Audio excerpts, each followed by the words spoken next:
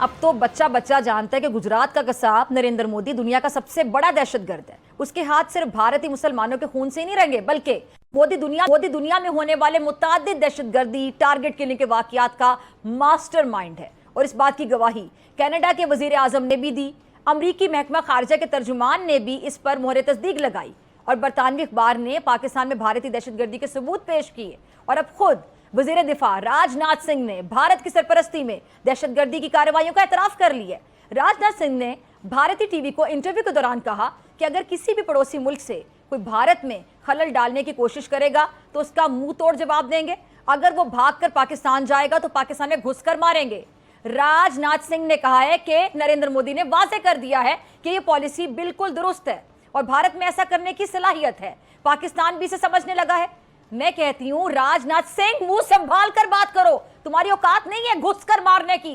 पहले भी तुम्हारे दहशतगर्दों ने पाकिस्तान में घुसने की कोशिश की थी, फिर देखा कि हुआ क्या। अभिनंदन के साथ पाकिस्तान नहीं, तुम दहशतगर्द भेजते हो, तुम।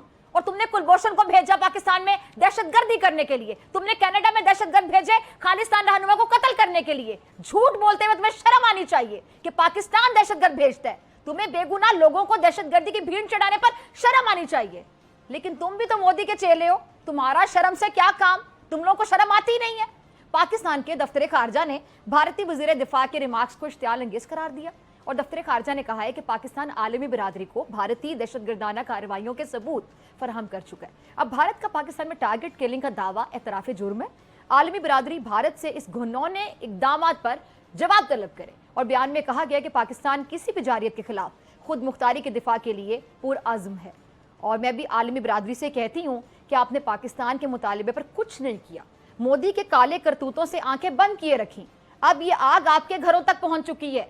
अमेरिका में भी भारतीय दहशतगर्द खालिस्तान रहनुमा बनाने लगे हैं। अब भी वक्त है, नरेंद्र मोदी को लगाम डाल दो, वरना ये दरिंदा पूरी दुनिया का अमन तबाह बर्बाद कर सकते हैं।